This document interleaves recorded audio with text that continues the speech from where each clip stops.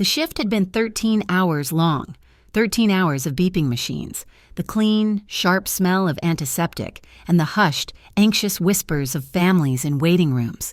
My feet did not feel like feet anymore. They were just two dull, aching stones at the end of my legs, and my scrubs felt glued to my skin with weariness. All I could think about was my apartment, the creak of the floorboard outside my son's room, and the blessed, uncomplicated silence of 3 a.m. But I had to walk the 6 blocks to the subway. These 6 blocks cut through one of the most expensive parts of New York City, a place where the buildings scraped the clouds and the air itself felt filtered. Tonight, that air was wrong. It was cold, a bitter chill for October, but the wrongness was not the temperature. It was the quiet. This part of the city was never truly quiet, not even at this hour. There should have been late-night taxis, the distant siren, the hum of life. Instead, there was a heavy, waiting silence. I saw them first, 3 men.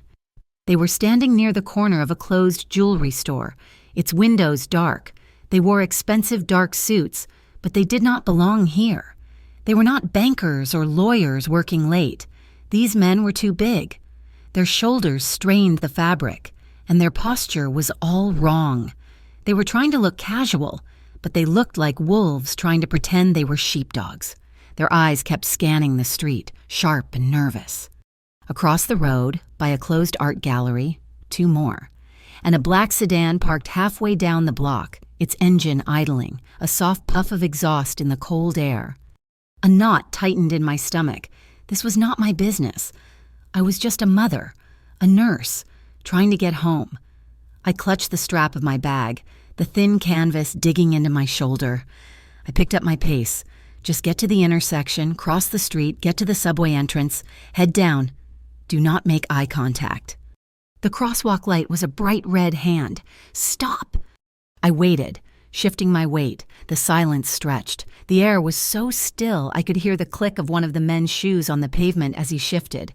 My heart was thumping a stupid, loud rhythm against my ribs. Then I heard it. It was not a normal engine. It was a scream, a high-pitched, furious roar that tore the silence apart. It was coming fast. A car, low and black and gleaming like wet stone, shot around the far corner. It was not just speeding, it was attacking the road. It swerved, narrowly missing a row of parked cars, its tires barking in protest. I saw the driver for just a second, a young man, dark hair slicked back, his profile sharp and focused. He looked angry. He looked dangerous. The men in suits moved. It happened so fast. They stepped out from the jewelry store, not running but moving with a frightening, deliberate purpose. One of them raised his arm, and I saw the dull black metal in his hand. It was not a movie. It was real. The crosswalk light changed. The red hand vanished, replaced by the white walking man.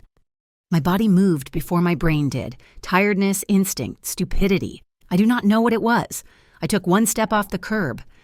The black sports car was already there. He must have seen the men. He must have seen the gun. He yanked the wheel hard to the side, swerving away from them, straight toward the intersection, straight toward me. Tires smoked. The smell of burning rubber filled my nose, acrid and hot. The car, this impossible black wedge of metal, slid sideways. It stopped. It stopped not 10 inches from my legs. The engine was not roaring anymore. It was a low, deep, threatening growl. I could feel the vibration of it through the soles of my shoes. I was frozen. I could not breathe. I could not move. I was staring at the driver's side door. My whole world shrunk to this one terrifying, vibrating object. The men in the street had stopped too. Everyone was frozen. The man with the gun had his arm half lowered, his face a mask of confusion. This was not in their plan. I was not in their plan. Then the tinted window lowered. It slid down with a faint electric hum, vanishing into the door. And I saw him. The outline in the car had been a sketch. This was the finished, brutal painting. He was young, maybe 28, 29. His face was beautiful in the way a storm is beautiful. all hard angles and perfect, cruel lines. His skin was olive, his jaw was tight, and a faint shadow of stubble covered his chin. But it was his eyes. His eyes were the blackest I had ever seen. They were empty of fear, empty of surprise. They were filled with a cold, absolute authority. He was not the one in danger. He was the danger. He looked at me. He did not look at the men with guns. He did not look down the street. He looked directly at me. His gaze cut through the layers of my exhaustion, my fear, my identity. I was not Emma Carter, mother, nurse. I was just a thing, an obstacle. He was calculating. He was assessing. His eyes moved from my face, down my cheap scrubs, to my worn-out sneakers, and back up. I knew, in that second, what it meant to be inhuman. This man, Luca Ferrari, though I did not know his name then, was not like other people. He lived in a world I could not even imagine, a world of violence and power, and I had just stupidly stepped right into the middle of it. I should have run. I should have screamed. I should have dropped to the ground. I just stood there, my mouth dry, my hospital bag feeling like it weighed 1,000 pounds. His lips thinned. He was not grateful I had saved him from a bullet. He was not angry I had blocked his path. He looked inconvenienced, as if I were a slow-moving fly he was deciding whether or not to swat.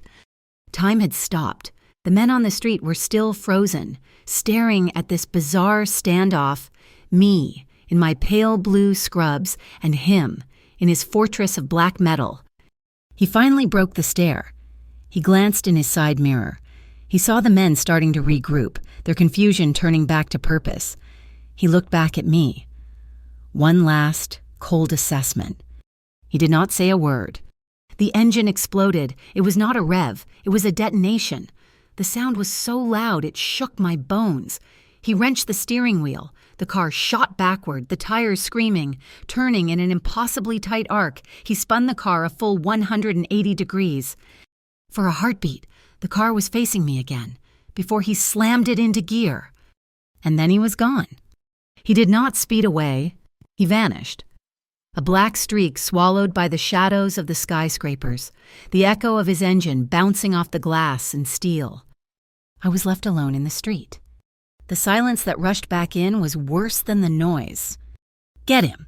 The voice was harsh, gravelly. The men were running, doors slammed. The black sedan roared to life and peeled out, chasing the ghost. I stumbled back, my knees weak. I leaned against the cold metal pole of the traffic light. My heart was a wild bird in my chest, beating so hard it hurt. I was shaking, not from fear, not really, from the exposure. I had just touched a different world, a world of predators. And one of them, the apex, had looked right at me. He knew my face. I did not know his name. I did not know who he was or what he was running from. But as I finally forced my aching feet to move toward the subway, I knew one thing with absolute certainty. My life had just changed. The meeting was over, but it was also just beginning. The subway ride home was a hollow space. I sat on the hard plastic seat, my body rocking with the train. But I was not there. I was still on that dark corner, staring into the blackest eyes I had ever seen. When I finally got to my station, my legs moved mechanically, carrying me up the stairs and into the familiar, gritty air of my own neighborhood. Here, the buildings were brick and fire escapes, not glass and steel. My apartment was on the 4th floor, 4 flights of stairs that I usually counted, but tonight I did not. My hands were steady as I slid the key into the 2 locks.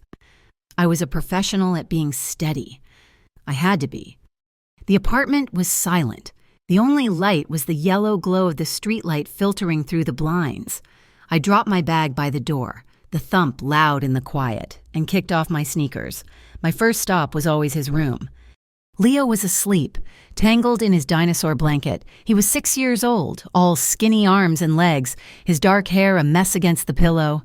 I stood in his doorway, just breathing in the quiet of his room. This was my world. This small, cluttered bedroom, the smell of laundry soap and the faint, sweet scent of my sleeping child. This was the place I fought for. This was the life I had built from scratch, piece by piece, with my own 2 hands. I had come to New York with dreams that seemed foolish now. I had met Leo's father, a man with a charming smile and a suitcase full of empty promises. He was gone before Leo took his first breath, leaving me with nothing but a hospital bill and a new, terrifying purpose. I was a single mother. There was no safety net. There was only me. My life was a constant, grueling calculation. I lived in a part of the city where the sirens were a nightly soundtrack and the rent was always climbing.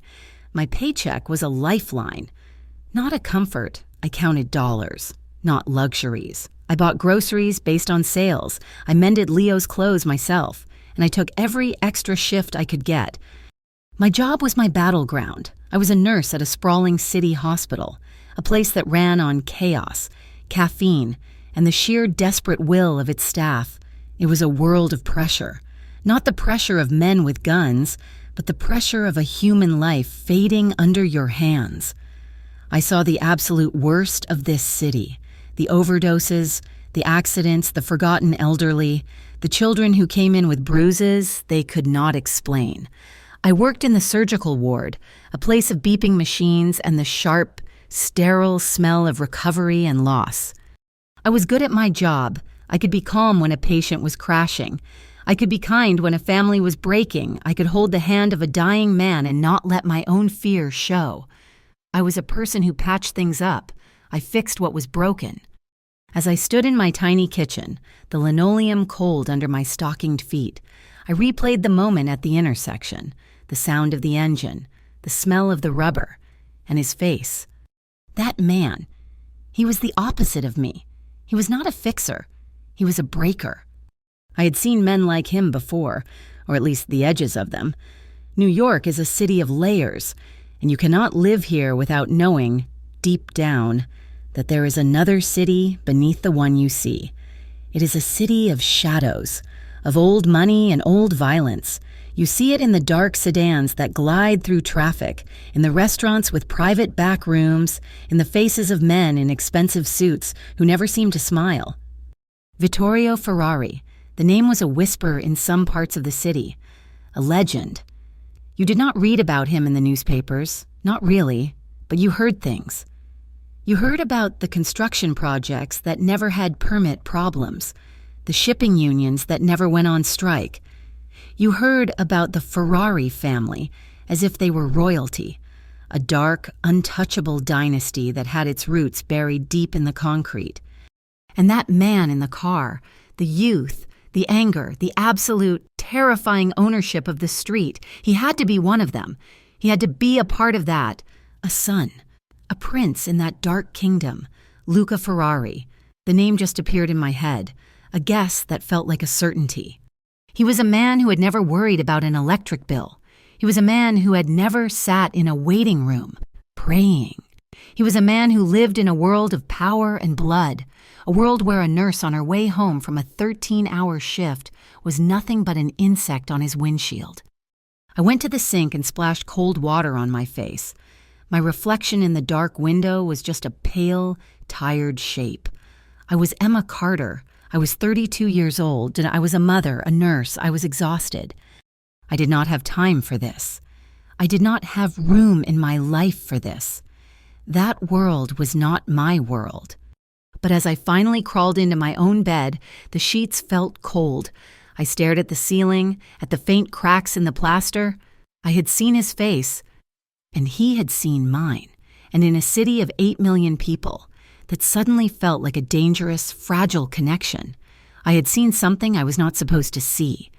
And I had a terrifying feeling that the world of Luca Ferrari, the world of power and shadows, did not tolerate witnesses. 2 weeks. That is how long I lasted in my normal life. For 2 weeks, I scrubbed in, I charted, I took Leo to the park on my day off, and I paid my gas bill. I told myself the man in the black car was an anomaly, a hallucination brought on by exhaustion and the city's inherent madness. I forced the memory of his eyes, that cold, black, inhuman stare, out of my head. I had a child to raise. I had a shift starting at 7. I did not have time for dark princes and street corner gunfights. But the city had other plans. It was a Tuesday. It had been raining, a cold, miserable drizzle that made the whole city smell like wet trash. My shift had been brutal. A 4-car pileup on the BQE. We had been short-staffed again. I was running on fumes, my brain a foggy mess of patient names and medication dosages. It was late, past midnight, and I was just trying to get to the subway. I cut through an alley. It was stupid. I knew it was stupid. It shaved maybe 3 minutes off my walk, but it was dark, narrow, and smelled of stale beer. But I was so tired. I just wanted to be home. I was halfway through when I heard it, a sound that did not belong. A low, wet gasp. Every nerve in my body screamed at me to run. This is how women end up on the news. I clutched my bag, my keys already woven between my fingers. A pathetic, makeshift weapon. I took another step, faster. Another sound, a thud, like a heavy bag of laundry being dropped, followed by a sharp, choked-off groan. I am a nurse. I hate that part of me sometimes. I hate that I cannot just walk away. I cannot unhear the sound of a human being in genuine, physical distress. "Get out of here, Emma," I whispered to myself. But I had stopped. I turned, peering into the deepest part of the shadow, near a row of overflowing dumpsters. "Hello?" I called out. My voice sounded thin. Silence. Then another gasp, this one wetter. It was the sound of someone trying to breathe through liquid. My training kicked in, pushing past my fear. That was not a drunk. That was trauma. I pulled out my phone and turned on the flashlight. The narrow beam cut through the darkness, illuminating slick cobblestones, a graffiti-covered wall, and then a shape. A man. He was slumped against the brick wall, half sitting, half lying. He was wearing an expensive dark suit, now soaked with rain and something else, something darker. I moved closer, my heart hammering against my ribs. "Sir, I am a nurse. Are you hurt?" I pointed the light at his face, and I stopped breathing. It was him, Luca Ferrari, the man from the car. His face was a mess. His lip was split, and a dark bruise was forming over his sharp cheekbone. But that was not the problem. The problem was the spreading, dark stain on his white shirt. Just under his ribs, he was clutching his side, his hand covered in blood. He looked up at me. The beam of my phone light caught his eyes. They were not cold and empty this time. They were wide, not with pain, though I knew he must be in agony. They were wide with utter, absolute shock. He recognized me. He was staring at me as if I were a ghost, as if I were the most impossible thing he had ever seen. "You," he whispered. The word was a bubble of air and blood. My fear vanished, replaced by a sudden cold wave of adrenaline. My nursing brain took over, ticking through a mental checklist: airway, breathing, circulation. "You are bleeding," I said. It was a stupid, obvious statement. I knelt beside him in the grime. "I have to call 911. I shifted my phone, my thumb already moving to the emergency call screen. His hand shot out and grabbed my wrist. His grip was terrifyingly strong, a steel trap. "No," the word was a growl. "No hospital, no police." "You are going to die," I said, my voice flat. "Professional. You are bleeding out. I can see it." He will find me," he gasped, his eyes shutting for a second. "My cousin, it was a trap." Betrayal. The word hung in the air between us. I was in an impossible position. I was holding a dying man in an alley, and he was refusing to be saved. He was a criminal. He was dangerous. I should have run. I should have called the police anyway and let them sort it out. But he was looking at me. The arrogance was gone. The inhuman authority was gone. All I saw was a man, my age, bleeding to death on a dirty street, and he was scared. "Please," he whispered. That one word broke me. He was not the monster from the car. He was just a person, my patient. My brain raced. My apartment was out of the question. Leo was there. I could not bring this darkness, this blood into my home. I cannot take you to my apartment, I said, my voice sharp. I have a son. His face tightened. He tried to push himself up, to wave me away. Go, just go, leave me. I looked at the wound. He had minutes, not hours. Minutes. I made a choice, the choice that would end my life as I knew it. The hospital, I said. No, he hissed. Not the emergency room, the basement. There is a supply closet. It is quiet. No one goes there this time of night. Can you walk? He looked at me, confusion warring with the pain. Why? Because I am not going to watch you die, I snapped. Can you walk or not? He nodded, a tight, grim movement. I looped his arm over my shoulder. It was heavy, muscle. I took his weight. He smelled of rain, metal, and a faint, expensive cologne. We staggered out of the alley. The street was empty. The staff entrance was a block away. I used my badge to get in. The security guard was not at his desk, probably doing his rounds, thank God. The basement was a maze of fluorescent-lit hallways and humming pipes. The air was cool and smelled of bleach. I led him to the old custodial closet, the one next to the broken elevator. I swiped my badge again. The door clicked open. It was small, dark, and filled with stacked boxes of saline bags and cleaning fluids. I practically shoved him inside and eased him to the floor. He slumped against the boxes, his face pale and slick with sweat. Stay here, I ordered. Do not move. Do not make a sound. I will be back. I locked him in. My heart was going to explode. I was breaking a dozen laws, aiding and abetting, stealing, harboring a fugitive. I could lose my license. I could lose my son. I ran to the surgical ward. It was quiet. I went to the supply room, my hands shaking. I grabbed a suture kit, sterile gloves, a bottle of saline to clean the wound, butterfly strips, and a handful of heavy-gauge gauze pads. Then I went to the pharmacy dispensary. I used my code. I took 2 vials of intravenous broad-spectrum antibiotics and a syringe. I stuffed it all into my bag, my scrubs suddenly feeling like a prison uniform. When I got back to the closet, I was shaking. I unlocked the door, and he was still there, his head back against the boxes, his eyes closed. He was alive. I locked the door behind me. I turned on my phone's flashlight again and propped it up. The small room was filled with our shadows.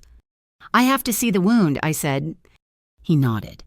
I took a pair of trauma shears from my bag and cut through his $1,000 shirt and the undershirt beneath.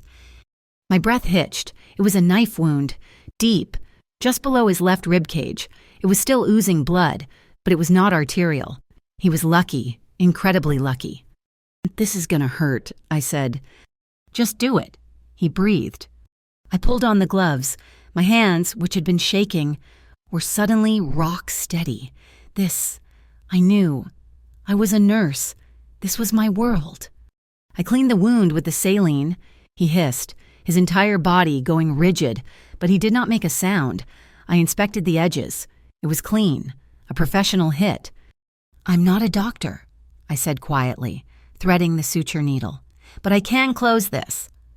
I know, he whispered. I began to stitch. 1, 2, 3 neat, tight stitches. My hands moved with practiced ease. The only sounds were the faint whisper of the thread passing through his skin and our breathing. He never took his eyes off me. He was not looking at my hands. He was looking at my face. He was studying me. His expression was not one of gratitude. It was one of intense, profound confusion. In his world, people did things for money, for power, for fear. They did not do things for nothing. I was an equation he could not solve. Here I was, a random woman, kneeling on the floor of a dirty closet, stitching him up like he was any other patient, asking for nothing. I finished the last stitch and tied it off. I covered the wound with a heavy gauze dressing and taped it down. I filled the syringe with the antibiotic and found a vein in his arm. He did not even flinch as I pushed the medicine. This will help with infection, I said. I handed him the second vial. You need this, and more. You need a real doctor. You did good, he said. His voice was rough. I started gathering the bloody wrappers, the empty saline bottle. "Why?" he asked. I paused. "Why what?" "Why are you doing this? I saw you that night. You know what I am." I sat back on my heels, the adrenaline finally leaving me, replaced by a bone-deep exhaustion. "I do not know what you are," I lied. "I just know you were bleeding. I am a nurse. It is what I do." He just stared at me. The silence in the tiny room was heavy. "I have to go," I said, standing up. "My son is at home. Stay here for another hour. Let the antibiotic work. Then you have to leave, and you cannot tell anyone I did this. Ever." "What is your name?" he asked. I hesitated. It was a mistake, but I was too tired to think. "Emma." I reached for his wallet on the floor, thinking he might need it, but he grabbed my hand. His skin was warm. He did not say thank you. He just looked at my hand, then back at my face. "Emma," he repeated, as if tasting the name. I pulled my hand away. 1 hour, then go. I slipped out of the closet, locked the door behind me, and walked out of the hospital. My heart a cold stone in my chest. I did not sleep that night. 2 days later, I was walking Leo to school. I saw it, a black sedan, parked across the street from my building. It was not the sports car. It was the one the other men had been in. It was just sitting there. The windows were tinted. When I came back from the grocery store, it was still there. When I left for my shift that night, it was gone, but a different one was there, parked closer to the corner. He was not threatening me, and he was not trying to scare me. He was watching me. He was the man who had everything, and he had just been given something he could not understand, a gift, with no strings attached, and now, this man who lived in a world of violence and transactions was fixated on me. He was following me. He was learning my routines. I had not just saved his life, I had become his obsession. The car was always there. It was the first thing I saw when I peeked through my blinds in the morning, a dark, anonymous shape across the street. It was there when I walked Leo to school, its presence a cold pressure against my back. It was there when I came home from the hospital, sometimes a sedan, sometimes a black sport utility vehicle. The change in vehicle meant to look subtle, but only highlighting the organized, relentless nature of the watch. For 3 weeks, my life was lived under this invisible, suffocating glass. Fear was a constant, metallic taste in my mouth. I went to work. I smiled at my patients. I read Leo his bedtime stories, my voice calm and even, but inside, I was vibrating.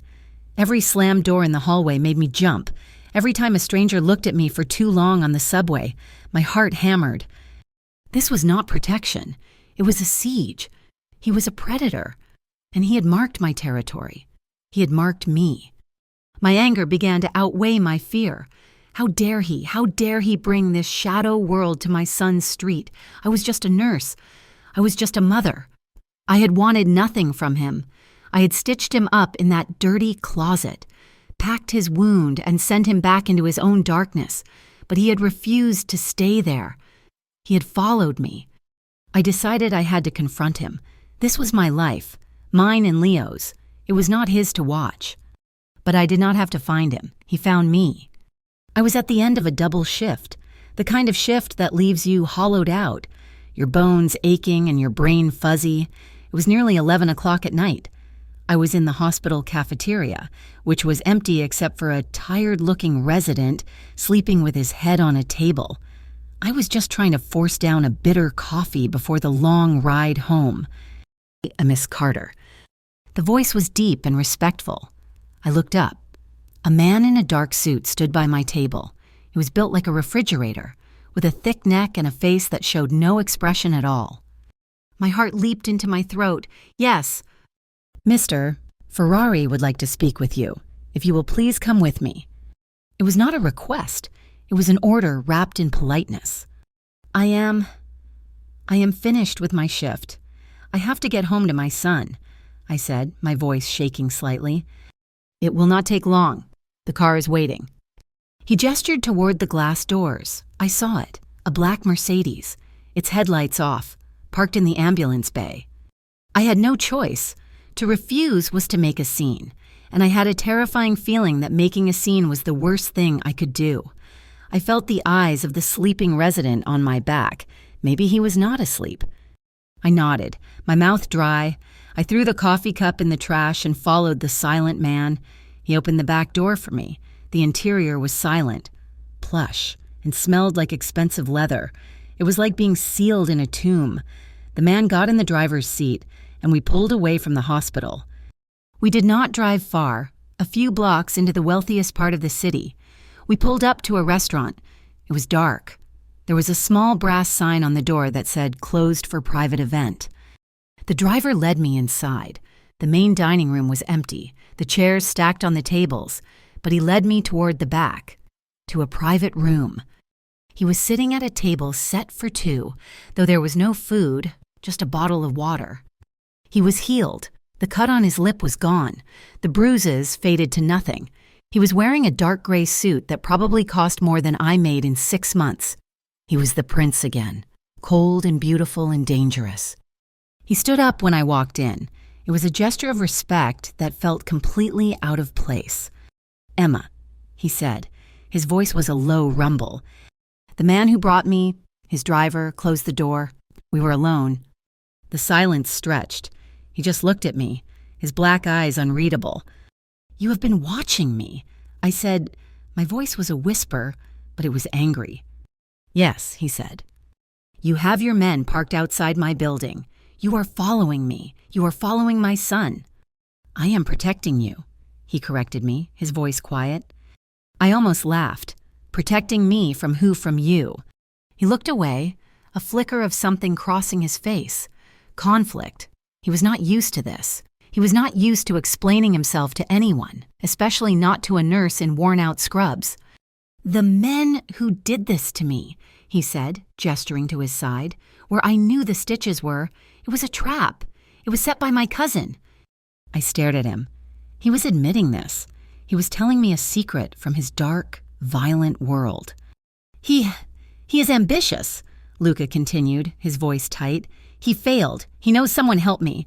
He knows I did not go to one of our doctors. He's looking for the person who saved me. He's looking for you." My blood ran cold. "So your men, they are not watching me. They are watching for him." "Yes." I sat down in the chair opposite him. My legs were weak. "So I am in danger. Because of you. Because I helped you." "Yes," he said again.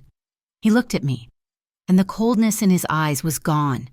It was replaced by that same intense, burning confusion I had seen in the closet. "Why did you do it?" "I told you," I said, exhausted. "I'm a nurse." "No," he said, leaning forward. "That is not an answer. I have been in this world my entire life. People do things for 3 reasons. Money, power, or fear. You did not ask for money. You have no power. And you were not afraid of me. Not really. Not in that closet." I was terrified. I said honestly, "Not of me. You were focused. You were calm." He searched for the word. "You patched me up and told me to get out. You asked for nothing. I cannot understand it. I cannot stop thinking about it." Here it was, the crack in his armor. He was a man who understood only transactions, and I had given him a gift. It was a stone in his shoe. It was a puzzle he could not solve. "I do not want anything from you, Luca," I said, using his name for the first time. It felt heavy on my tongue. "I just want you to leave me alone. Me and my son. Take your cars and your protection and go." He looked pained. "I cannot. Not now. He's looking for you." "Then what?" I demanded, my voice rising. "Am I your prisoner?" Before he could answer, his phone, which was on the table, buzzed. He looked at it. His whole body went rigid. The prince was back. The coldness snapped into place like a mask. He stood up. "You have to leave." What is wrong?" "My driver will take you home. Stay inside. Do not, under any circumstances, leave your apartment tonight. Do you understand me?" He was not the confused man anymore. He was a commander. I nodded, my fear returning. He walked me to the door of the room. His hand brushed my arm as I passed. It was like being touched by fire. I pulled away. He looked at my reaction, his expression tightening, and then I was outside, back with the silent driver. The ride home was fast. I ran upstairs, locked my 3 locks, and checked on Leo, and he was sleeping peacefully. I did not sleep. I watched from my window. His cars were still there. The next day, I had to get groceries. I could not stay locked in my apartment forever. I was jumpy, my head on a swivel. I kept looking for men in suits. It was in the aisle with the pasta sauce. A difficult choice.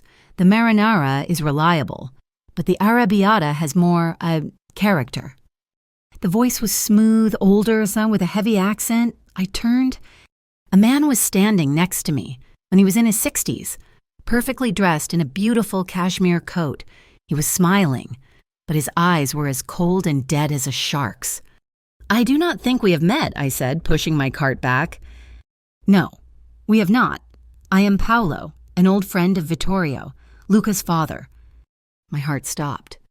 "The boy, he is reckless," Paolo said, picking up a jar of olives and examining it. "He has his father's fire, but not his discipline. He's becoming distracted. He's forgetting his obligations." He turned his dead eyes on me.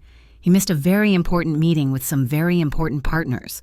He was, instead, spending his time making arrangements for you. "I do not know what you are talking about," I whispered. Please, do not insult me." His voice was still soft, still smiling. "He has men sitting outside your apartment. He's using family resources to protect What are you, a nurse?" He stepped closer. I could smell his cologne. It was old-fashioned, like spices and money. "Luca is a prince. He will one day be a king. He cannot be distracted by commoners. Whatever you did for him, whatever you think he owes you, it ends now." He reached into his coat pocket and pulled out a thick white envelope. He tried to press it into my hand. "A gift," he said, "for your son. Take him. Go somewhere else. Florida, California. It does not matter. But you will leave New York, and you will never, ever speak to Luca Ferrari again." I flinched back, my hand refusing to touch the envelope. It dropped to the floor between us. "I do not want your money," I said, my voice shaking. "I do not want anything from him. I want to be left alone." Paolo's smile vanished. "That is the correct answer, but you are not leaving me with a choice. You are a problem, Miss Carter, and I am the man who solves problems for the Ferrari family. Stay away from him." He did not threaten me, not directly. He did not have to. The threat was in his eyes, in his perfect suit, in the fact that he knew my name and where I bought my groceries. He stepped over the envelope and walked away. I abandoned my cart and ran. I ran all the way home, my lungs burning. I saw the black sedan outside my building, one of Luca's men, my protector. I was trapped. I was caught between Luca, a man I could not understand, and his family, a machine that would crush me without a second thought. I had to choose. I could take Leo and run, just like Paolo said, disappear. Or I could stay. As I was fumbling with my keys, his sports car, the low, black monster from the first night, screamed around the corner and slammed to a stop at the curb. Luca got out. He looked furious. His eyes were black fire. He must have known. He must have heard. He stalked right up to me on the steps of my building. "Did Paolo speak to you?" he demanded. No greeting, no politeness. I was shaking, caught between terror and a sudden, blazing rage. "Yes, in the grocery store. He told me to stay away from you. He offered me money. He threatened my son." Luca's jaw clenched so hard a muscle jumped. "He is my father's brother, my uncle. He's trying to get rid of me," I said, my voice low and fierce. "He's right," Luca said, was his voice quiet, harsh. "He's right. You should have taken the money. You should run. This world, my world, it will tear you apart. It will eat you and your son alive." He was trying to save me. He was trying to push me away, to scare me off. He was fighting his own family, and he was fighting himself. He was warning me. The old Emma, the nurse who just wanted to pay her bills, would have agreed. She would have run. But I was not that Emma anymore. I was the Emma he had fixed himself on. I was the Emma whose son had just been threatened. "Is that what you want?" I asked, my voice dangerously steady. "For me to run?" He stared at me, his face a war of emotions. He could not say yes, and he would not say no. "You brought this to my home," I whispered. "Your family, your enemies, your uncle. This is your world, and you dragged me into it. You dragged my son into it." "I know," he breathed, and the word was full of pain. "Then you fix it." It was not a question. It was a command. I was not a victim begging for help. I was a mother, and I was done being scared. He stared at me for a long, silent moment. The confusion was gone. The anger was gone. It was replaced by something new, respect. He gave one sharp nod. Then he turned, got back into his impossible car, and was gone. The sound of his engine a declaration of war. That single, sharp nod was a promise. Then he was gone, a roar of exhaust and fury disappearing into the night. I was left on my steps, my heart a cold, hard knot. I went inside and locked my doors. The 3 deadbolts felt like paper. The next 72 hours were the longest of my life. The cars outside my building did not disappear. They multiplied. Before, there had been one. A quiet sedan. Now there were 2, parked at either end of the block. The men inside were different, too. They were not just watching. They got out of their cars. They stood on the sidewalk. They were a physical perimeter.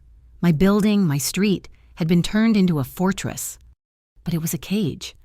On the first morning, my phone rang. It was my unit supervisor, a good woman named Maria, who I had worked with for 5 years. "Emma," she said, and her voice was strained. I do not know how to say this." "What is it, Maria?" I asked, looking out my window at one of the dark suits standing by a lamppost. "We have to let you go." I felt the blood drain from my face. "What? Why did I make a mistake? A patient? No, nothing like that," she said quickly, her voice low. "Your record is perfect. It is from corporate. They said we have to terminate your employment effective immediately. They said, something about conduct unbecoming and anonymous complaints. Emma, I do not understand it. It makes no sense." I understood. I understood perfectly. "Paolo," I whispered. "What, who?" "Thank you. Maria, I know you tried." I hung up the phone. My job, my lifeline, the one thing that was mine, the one thing that kept me and Leo fed and sheltered, gone, cut away with a single anonymous phone call. This was how they fought. Not with guns, not always. They fought by dismantling your life. They cut your anchor lines and set you adrift. I was unemployed. I was a prisoner in my own apartment. I had maybe $300 in my checking account. Rent was due in a week. I did not hear from Luca. Not a word. The men outside were silent sentinels. They did not speak to me. They just watched. My anger at Luca was a hot, bitter thing. He'd done this. He'd promised to fix it. And instead, he had put me in a cage and let his family destroy me. By the 3rd night, my fear was so sharp it was a physical pain. I had not slept. I was rationing food, trying to make the milk and cereal last. Leo, sensing my tension, was quiet and worried. "Mommy, why are those men outside?" he asked, his small face pressed to the glass. "They are just friends, sweetie," I lied, pulling him away from the window. The lie tasted like poison. That was when the knock came. It was not a normal knock. It was loud, heavy, and absolute, not a police knock, but a knock of pure authority. I froze. Leo hid behind my legs. "Miss Carter." The voice was from the hallway. "My name is Antonio. I work for Mr. Ferrari. Please open the door." It was not one of the men from the street. This was someone new. "Go away," I said, my voice shaking. "Miss Carter, I am not here to harm you. Luca sent me. It is time. You have to come with us." "I'm not going anywhere," and I said, my hand on the deadbolt. "Paolo," the man said, and his voice was urgent. He knows Luca is making a move. He's not going to wait for you to be a problem anymore. He's sending his own men. They are not here to talk. You and your son are not safe, not even with us outside. This was it, the choice. Stay here, in my paper fortress, and wait for Paolo's men or go with Luca's. Into the dark. I looked at Leo. His eyes were wide with fear. I had no choice. I never had. Get your coat, sweetie, I whispered, my voice sounding hollow. We are going on an adventure. I bundled him up. I grabbed my purse. I did not pack a bag. What was the point? I opened the door. The man, Antonio, was built like Luca's driver, a mountain in a suit. But his eyes were kinder. He looked at Leo and his expression softened. This way, quickly! He led us down the stairs, not to the front door, but to the back. Through the alley, a black sport utility vehicle was idling. 2 more men were with it. They put us in the back seat. The child locks clicked. The city was a blur. We drove for a long time, out of my neighborhood, through the heart of Manhattan. The car was silent. We finally pulled into an underground garage, the door ceiling shut behind us, and were led to a private elevator. My stomach dropped as we ascended. 20 floors, 30, 40. The doors opened directly into a room that was bigger than my entire apartment building floor. It was a penthouse, walled in glass, the lights of New York City glittering below us like a carpet of fallen stars. And the room was full of men. They were all standing, all in dark, expensive suits. I saw Paolo, a dark bruise on his cheek, a look of smug triumph on his face. I saw Luca. He was standing in the center of the room, facing a man who sat in a high-backed chair, his back to the windows. And then the man in the chair turned. He was older, in his 60s, his hair a perfect silver gray. He wore a suit that was a masterpiece of tailoring. He had Luca's face, Luca's hard angles, but his eyes were frozen. They were black ice, ancient and absolutely ruthless. This was Vittorio Ferrari. Luca saw me, his face, which had been a mask of cold fury, broke. He saw Leo, who I was clutching to my chest, my son's face buried in my neck. Luca looked like I had struck him. He had not wanted this. He had not wanted me here. "What is this?" Luca snarled at Antonio. "I told you to take her somewhere safe." "The boss requested her presence," Antonio said, his head bowed. Vittorio smiled. It did not touch his eyes. "So this is the nurse," he said. His voice was like gravel and silk. "The distraction. The reason my son has forgotten his loyalty. The reason he calls a meeting to declare war on his own blood." Paolo smirked. "I told you. Brother, a small fire, easily put out. I took care of her job." "You did what?" Luca took a step toward Paolo, his hands clenched into fists. "Enough," Vittorio said. The word was not loud, but it stopped Luca cold. Vittorio looked at me. He was not looking at me as a person.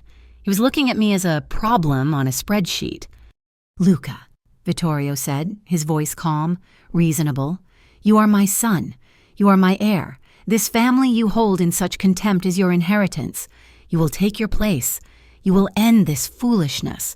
You will send this woman and her child away. We will give her enough money to be quiet. This is the last time we will speak of it." This was the offer, my exile, my silence. Leo stirred in my arms, and I held him tighter. I could feel my own heart beating, a frantic bird in a cage. Luca looked at his father. He looked at his uncle, Paolo, who was sneering. Then he looked at me, at Leo. "No," Luca said. The silence in the room was absolute. The only sound was the faint hum of the city, 50 floors below. "What did you say to me?" Vittorio asked, his voice dangerously soft. "I said no." Luca's voice was clear, and it cut through the room. "I am done. This family, this inheritance, it is poison. It tried to kill me in an alley, and then it threatened a woman whose only crime was saving my life. It threatened her child." "It was business," Paolo snapped. "The woman is a weakness. The child is leverage." Luca moved.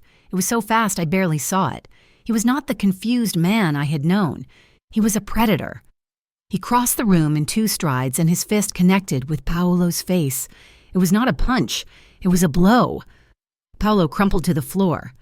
"He is not leverage!" Luca roared, and the sound that came out of him was inhuman. The other men in the room shifted, their hands moving to their jackets. "Do not," Vittorio commanded, and they froze. He stood up. He was not angry. He looked disappointed. "You choose this nurse over $1 billion empire, over your blood. I choose to be a man, not a monster," Luca said, his chest heaving. "I choose the one person who showed me kindness and asked for nothing. You would not even understand what that means." "Then you are no longer my son," Vittorio said, his voice flat. "You are no one. You are cut off. The moment you walk out that door, every man in this room, every man who works for me has orders to treat you as an enemy. You have nothing." Luca's face hardened. "I know." "And you cannot protect her," his father said, a cruel, logical smile touching his lips. "You, with no money, no army, how will you protect her from our partners, from the men who trusted Paolo? How will you protect her from me? You are a dead man, and she is a dead woman." He was right. The terror was so complete, I could not breathe. This was my choice, my final one. I could stay silent. I could beg for my life. I shifted Leo in my arms, so I was holding him with one arm, and I stood up straight. I looked directly at the old man, the king in his glass castle. My voice shook, but I did not care. "You're wrong," and I said. Every single man in the room turned to look at me. The mouse had roared. "He is not protecting me," I said, my voice gaining strength. "I am standing with him. You do not know me. You think I am just a distraction. You threaten my son. You took my job. You think you have left me with nothing. But you do not know what a mother is capable of when she has nothing left to lose." Luca was staring at me. The shock on his face was real. He had never seen this side of me. This was not the tired nurse. This was the woman who had clawed her way through life, and I was done being pushed. Vittorio stared at me for a long, cold moment. His gaze was analytical. He was reassessing. "A brave speech," he said, and I saw a flash of Luca's fire in his dead eyes, a flicker of respect. "But you are still a mouse in a house of cats? Get out!" Luca looked confused. "What?" "You want to leave," Vittorio said. "Leave. You are out, but you take your problems with you." He pointed at Paolo, who was groaning on the floor. "He is yours, his partners, the ones who want him dead for his failures. They are yours. You want to cut ties. You cannot. You have just inherited the worst part of this world. You have your war, boy. But now, you have no army." Vittorio Ferrari sat back down. "Go." Luca did not hesitate. He grabbed my arm, his touch firm but not rough. "Emma, let's go." He hauled his uncle, Paolo, up by the collar, dragging him. We walked out of the room. The men parted for us like we were ghosts. We got in the elevator. Me, my sleeping child, a dazed Paolo, and Luca. The doors closed, sealing us in the silent, descending box. I was trembling so hard I could barely stand. "Where are we going?" I whispered. Luca looked at me. The fury was gone. The authority was gone. For the first time since I met him, he looked completely and utterly lost. "I do not know," he said. The elevator doors opened onto the garage. The air was cold and smelled of gasoline and concrete. It was a shocking contrast to the sterile, glass-walled prison 50 floors above. Luca did not hesitate. He was still holding my arm, a solid, grounding pressure. He dragged the dazed, groaning Paolo with his other hand. Leo was a heavy, warm weight in my arms, his face still buried in my neck, his breath fogging my skin. He was my shield. He was my purpose. "The blue one," Luca said, his voice a low growl. He led us to a car I never would have picked as his. It was not a gleaming monster of an automobile. It was a 5-year-old sedan, the kind a mid-level manager would drive. It was anonymous. It was perfect. He popped the trunk. Without ceremony, he shoved his uncle inside. Paolo was conscious enough to whimper, a pathetic, terrified sound. "You do this to me. Luca, I am your blood, your father." Luca slammed the trunk shut, cutting off the words. The finality of that sound echoed in the empty garage. He had just sealed his past away. He opened the back door for me. "Put Leo in. Buckle him." His voice was clipped, harsh, but not at me. It was the voice of a man in survival mode. I slid in, the cheap fabric of the seat rough against my scrubs. I fumbled with the child seat buckles. My hands were shaking. I got Leo strapped in. He mumbled in his sleep, disturbed by the motion, but did not wake. Luca got into the driver's seat. When he did not turn the key, when he just sat there for a full 10 seconds, his hands gripping the steering wheel. He was breathing hard. I watched the back of his head, his dark hair disheveled. He was no longer the prince. He was not the monster from the car.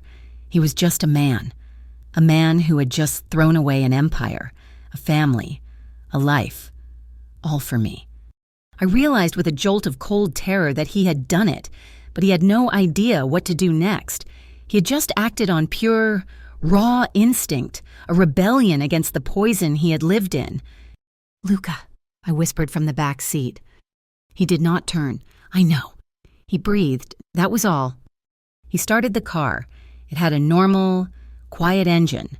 He navigated the garage, the gate opening for him.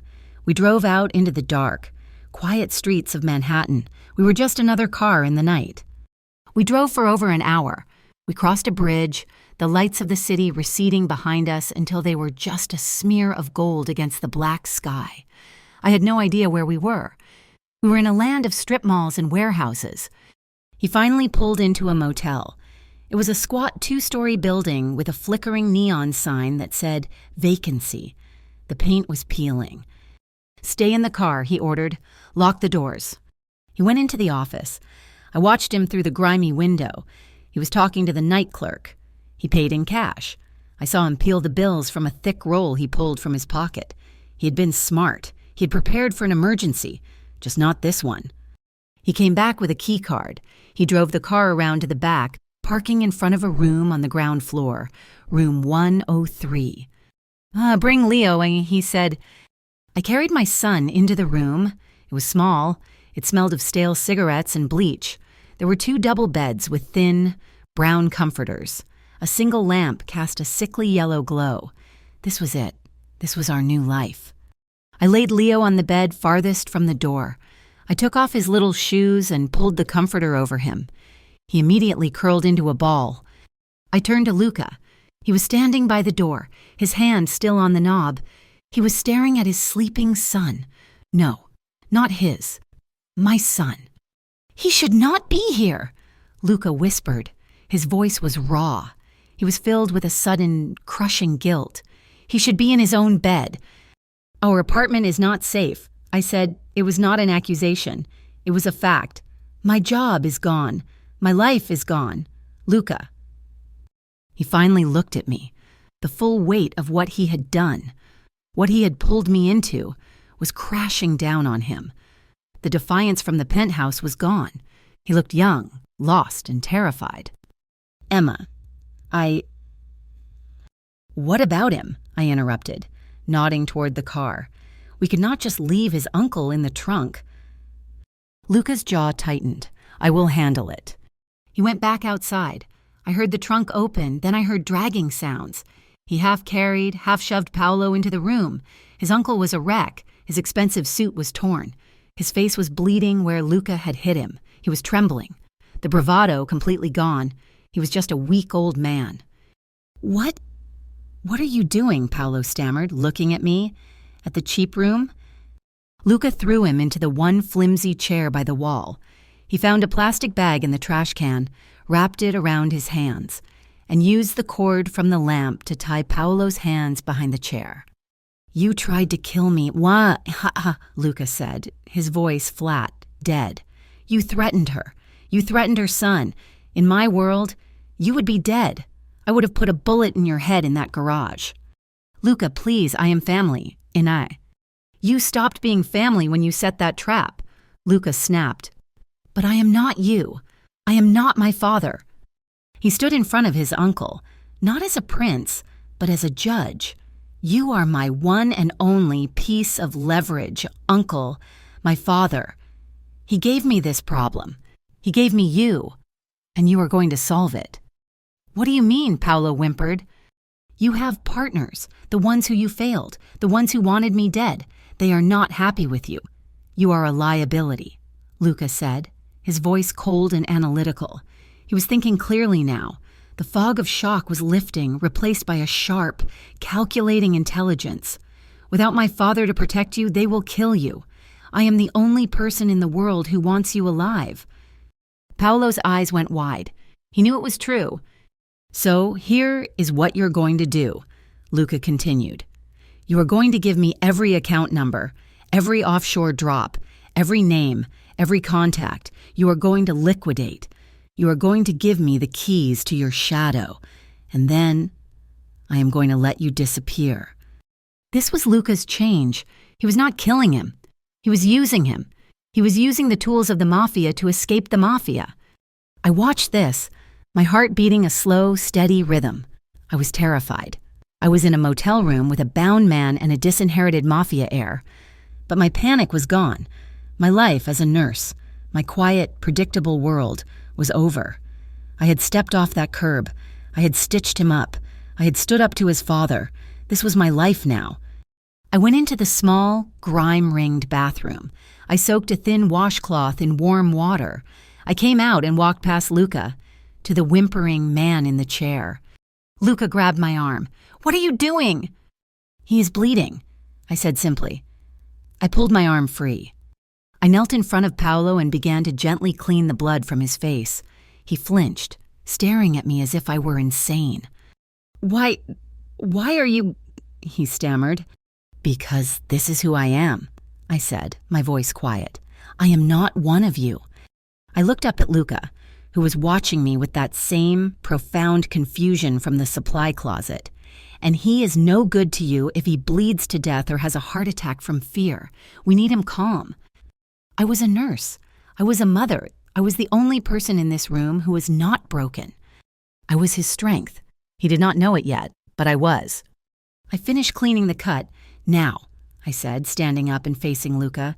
"He's right. Your father is right. They will hunt us. We have no money, except what is in your pocket. We have a 6-year-old boy asleep on the bed. What is the plan?" He looked at me. He saw no tears, no hysterics, just me, waiting. "I have a place," he said, his voice hesitant. "Upstate, a cabin. It is off the grid. My father does not even know about it. I bought it under a false name years ago. We can go there. We can hide. We can use him." He gestured to Paolo. "To get what we need. New identities. Money. A way out." "A way out?" I repeated. "Out of the country. Out of this life," he said. He was all in. He had made his choice. He had chosen me. He was standing on the rubble of his old life. And he was asking me to stand there with him. I thought of my apartment, my job, my old, safe, exhausting life. It was gone. I looked at Leo, sleeping peacefully, his face innocent. He was all that mattered. "Okay," I said. Luca's shoulders sagged, not in defeat, but in relief. He had been alone his entire life, and in that penthouse, he had chosen to be even more alone. He had not expected me to follow. He took a step toward me. He was so close I could feel the heat coming off him. He slowly, hesitantly, reached out his hand. He did not touch my face or my arm. He just held his hand out, palm up, an offering. I looked at his hand. It was a strong hand, a hand that had done violent things, a hand that had gripped a steering wheel in fury. I placed my hand in his. He curled his fingers around mine, his grip tight, desperate. It was not a lover's touch. It was the touch of two survivors, clinging to the same piece of wreckage in the middle of a storm. "I will not let them hurt you, Emma," he whispered, his voice thick. "I swear it." "I know," I said, and the strangest part was, I believed him. "Now, let's get him to talk." That night in the motel room, with the highway noise rattling the thin windows, was the first night of our new life. Paolo, my captive audience, a terrified man bound to a cheap chair, began to talk. He was a coward at his core. His ambition had been a fragile glass, and Luca had shattered it.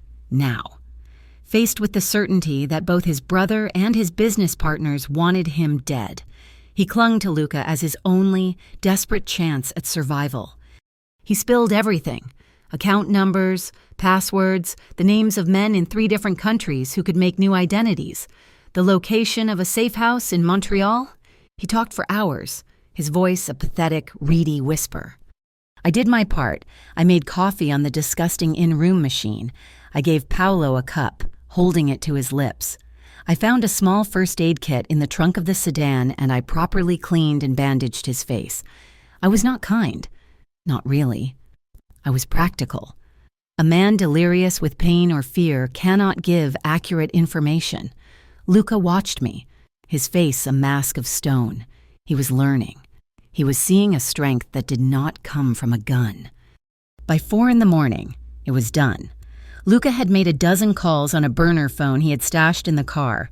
He spoke in low, clipped tones, in a language I did not understand.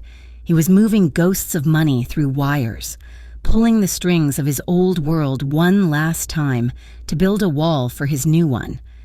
At dawn, we moved. We put the now useless Paolo in the back of the car. Untied, we drove for 2 hours to a bus terminal in a city I did not recognize. Luca gave him a stack of cash, $10,000.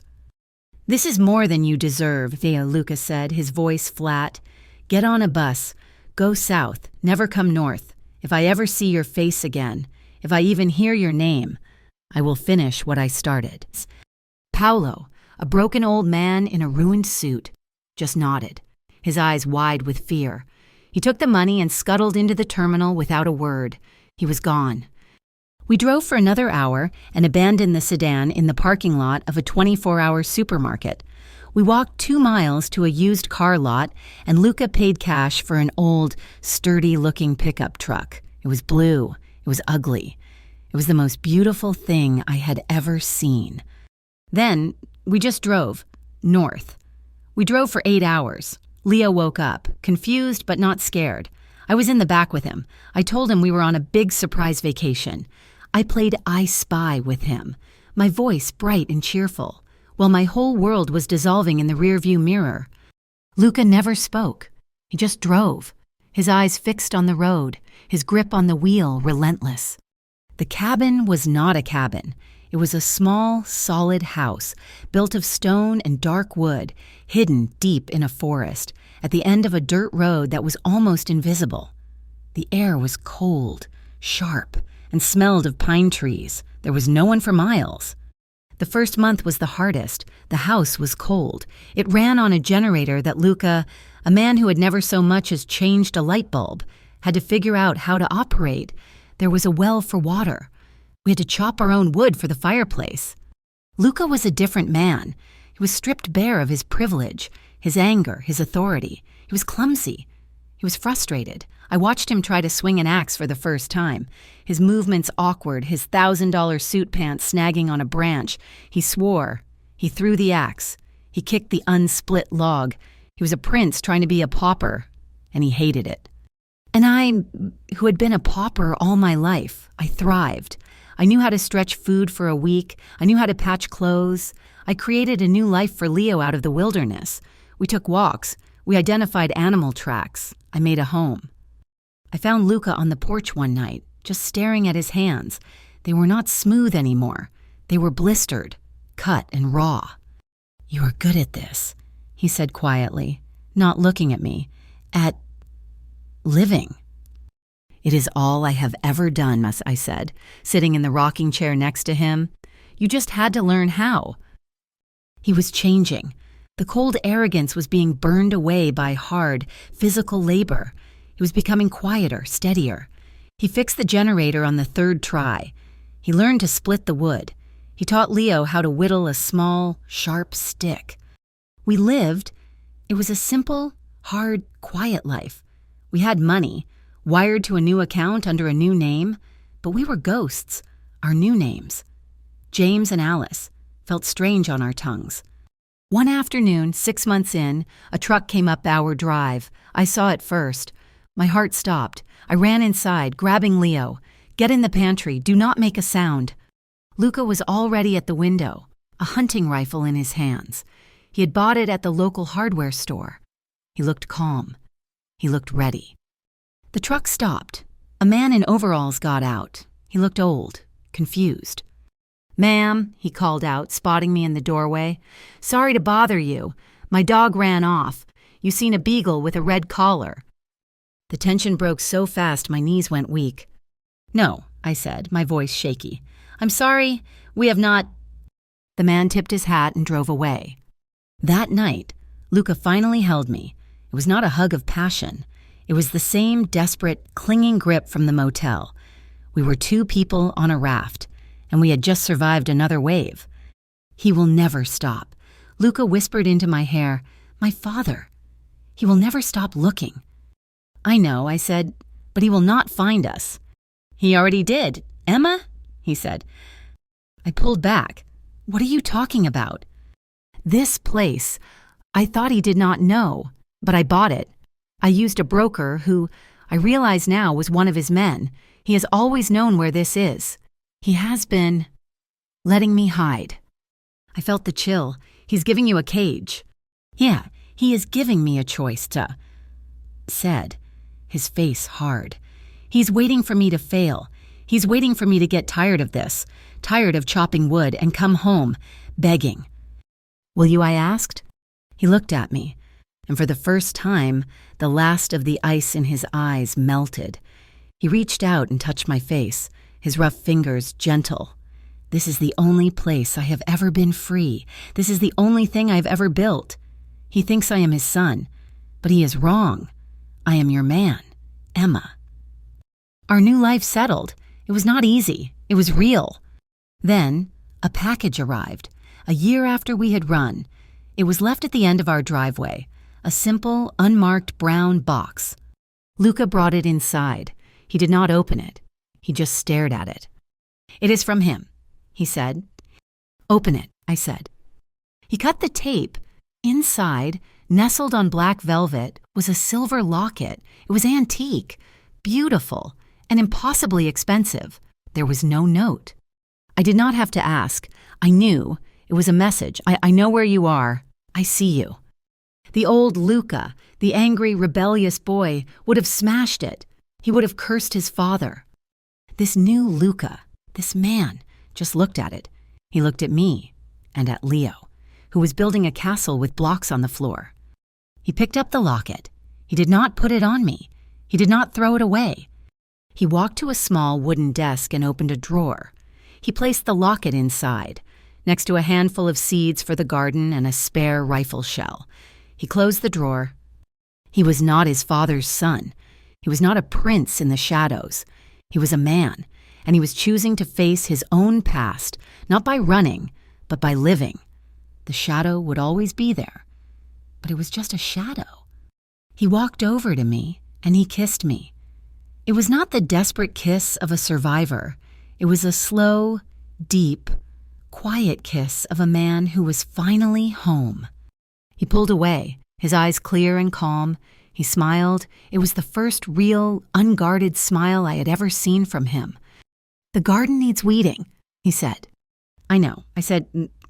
He took my hand, and together, we went outside into the sunlight. Thank you so much for listening to our story. We would love to know where in the world you are listening from. Please let us know in the comments. Share your thoughts and subscribe to our channel, Mafia Boss Stories. Please like this video and hit that hype button. It really helps us bring more stories like this to listeners just like you.